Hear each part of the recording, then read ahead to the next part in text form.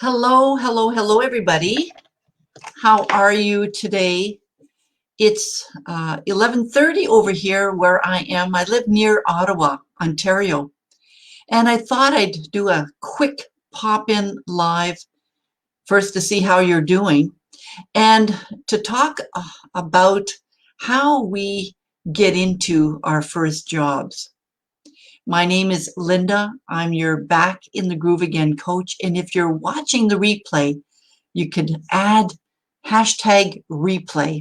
And if at any time you have any questions, you can also add them to the replay or to the recording. I'll review it afterwards. So I'm your Back in the Groove Again coach, and I work primarily with women, helping them get their groove back. And oftentimes this means help me get a different job or help me find an ideal job, an ideal career. And, oftentimes we end up in a job just because of circumstances. I just talked to a friend of mine and I asked him, how did you find your first job? And he told me, well, he dropped off a resume at one of the local restaurants. But he happens to work or live in a very, very small community. Hello, who's joining me? You could write your name in the chat box if you'd like. So he works, or worked, I should say, in a very small community. And there weren't a lot of options for him at 16 years of age. There was the garage. He mentioned that. There's a garage. And there was the restaurant. And he decided to work at the restaurant just because it's there. And he told me that he should have applied at the garage because it would have been more stable. So how do people end up in jobs? Oftentimes it's a parent that has said to them, why don't you apply here? Or I'll help you get a job here. Sometimes it's that. In my friend's case, his second job, it was through a friend. His friend suggested that he applied at this job. Sometimes, though, we get our first job because our guidance counselor, for example, guidance counselor told us that we'd be good at this type of work. Perhaps in high school, we went through some tests or assessments, and our guidance counselor told us, well, according to the results, you would be good at this and that. And so we end up by, thinking that that's the truth. And sometimes it's partly true because those assessments are great. I'm a career coach and I offer assessments to my clients, but I won't just say, here, take this information for what it is. There's always a discussion to validate whether or not these interests are, in fact, something they're interested in. But so if the guidance counselor just says, here's what you should be interested in, and you then start applying for jobs according to what these inventories say, it's not always a good match, right? How did you, I know there's a few people watching me right now, how did you find your first job? How did you find your first job? You can write that in the chat box. Was it through a friend? Was it following the advice of a guidance counselor in high school? What was it? How did you find your first job? I mentioned in another live how I found my first job. My very first job was through a friend. And then after that, it was through an application. Now, oftentimes, youth or even adults have to write a resume when they're, especially now, right? If you are looking for a job, you have to write a resume. And I'll just talk a little bit about that just briefly. The resume always has to be targeting the job posting. So, for example, if I'm applying for a job at a restaurant, I am not going to tell them that I have 2 master's degrees. Irrelevant, right? Because to work in a restaurant as a waitress, All I would need is a grade 12, maybe, if that.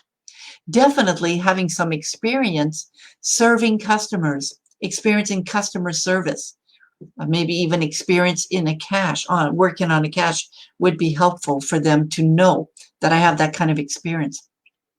So you don't want to be adding too much information on your resume, especially if it's not relevant to the position. You always want to make sure your resume is relevant to the position you're applying for. But let's go back to how you found your first job.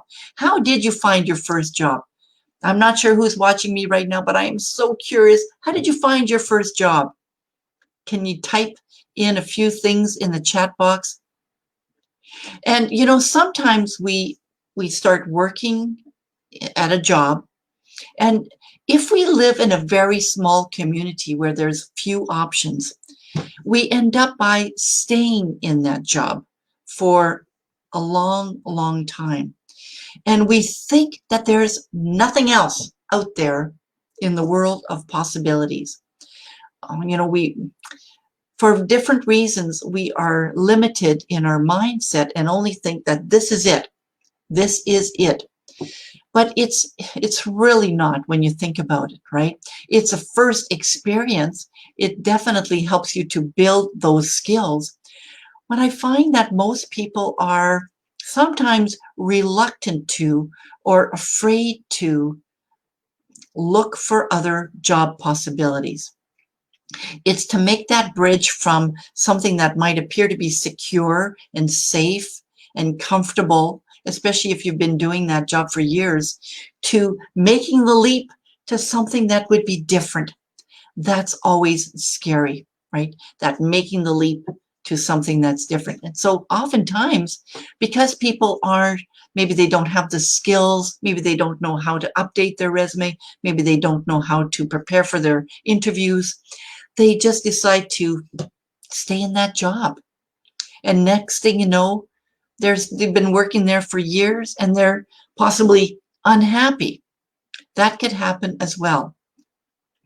So we end up in jobs in different ways. We might have been offered a job, we might have been told about a job, or we might have thought about, I know what I'm good at. I know what I excel at. I know what my strengths are. And we talked about that in a different video, what our strengths are and how to discover what our strengths are. So I know what my strengths and interests are. And I start looking for employers where I would be able to offer that skill set. So I consciously choose where I would work. Now, I think this is a great way of ending up in a job, by really being aware of what you're good at and then trying to find employers where you'd be able to do that. Now, you know, right now with the technology that we have, it's a great way to identify potential employers. I also find by using LinkedIn, it's also another great way to identify potential employers. And of course, last but not least, working with a career coach like me, for example, can also be a great way to help you identify potential employers, but also help you identify what your strengths are, what your skills are, and what might be some gaps that you might have to work on or work through to be able to find that next job for you. So those are a couple of options, right? Of identifying your own interest, your own skills, your own strengths, and finding employers where you can offer your service using those skills and abilities, or working with a coach, a career coach that is helping you to guide you through the process of finding that next job. So I'm still curious, who is viewing me now, and how did you find your first job, or how did you find your current job? You know, I'll tell you about how I found some of my last jobs. I started looking at a job search site, where I already knew the kind of work that I wanted to explore. I was an employment consultant, so I already knew the skills that were relevant to that current position, and I already knew that I'd be able to do that job. But oftentimes we're not sure if we can do that job or not. And you know what? I say the best option is always to think of your resume, adapt your resume to that current position, which means you might have to think of the skills that you currently have that match perfectly with that new job, or the transferable skills that you have. For example, customer service skill is a great transferable skill. You know, if you were a cashier for a retail store, for example, you were able to greet customers and respond to customers' requests. That's customer service skills. So the greeting customers is part of customer service skills. The responding to customers' questions is part of customer service skills. So if you see a job posting that's a customer service position, for example, those skills that you developed as a cashier would be considered transferable skills. Skills that you could then add to your resume that shows the current employer or a future employer that you have that ability to work with people, right? To manage problems at work. So you want to adapt your resume for that position by also including your transferable skills. So let's think of how else you end up in a job. Could you tell me, whoever's viewing me right now, how you ended up with your current job? What did you have to do to get into your current job?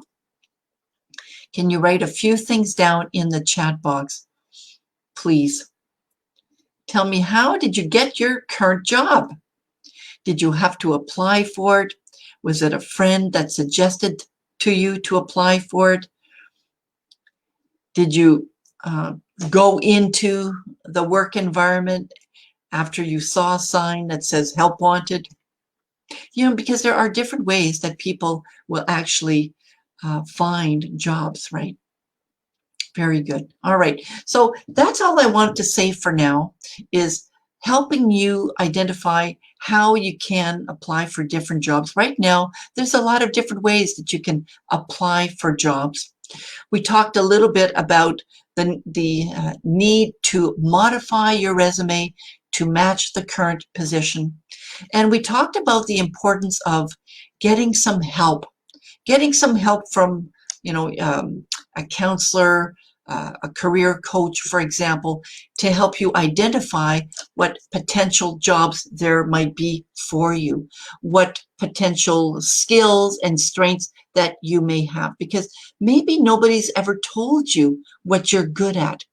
So with a career coach, you can explore those possibilities as well.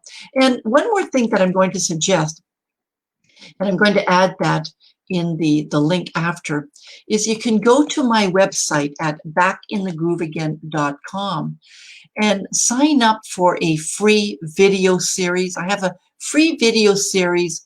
It's called Secrets to Discover Your Ideal Career. It's a great video series that will help you also to find your ideal career as well. So go to my website, www.backinthegrooveagain.com, for the Secrets to Discover Your Ideal Career.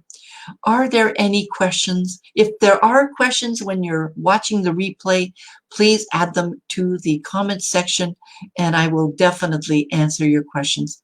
Bye now. See you soon. This is Linda, your Back in the Groove Again coach, helping you find your ideal career.